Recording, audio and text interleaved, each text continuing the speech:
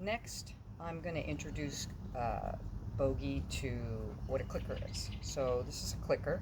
The metal tab faces towards you when you use it. Your thumb rests on that piece right there, and it makes a distinct and novel noise. The idea is when you're training a new skill, you want the dog to understand which behavior it is that you're reinforcing him for.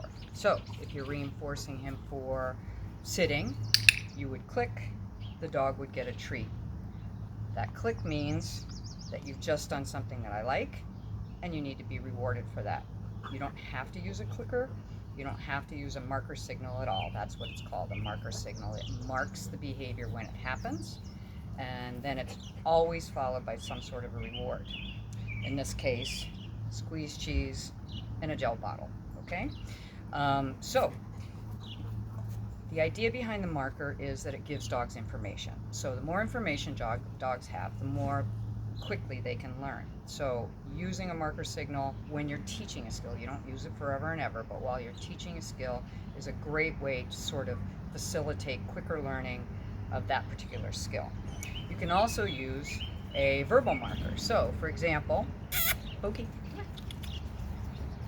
sit, yes. So when Bogey sits, I say yes, which is the verbal click, and that's immediately followed by a treat. Once the dog knows the skill, you don't have to use a marker signal anymore. The other really important thing to remember is no treats, no marker signal. If you don't have anything to reward the dog with, then you don't use that.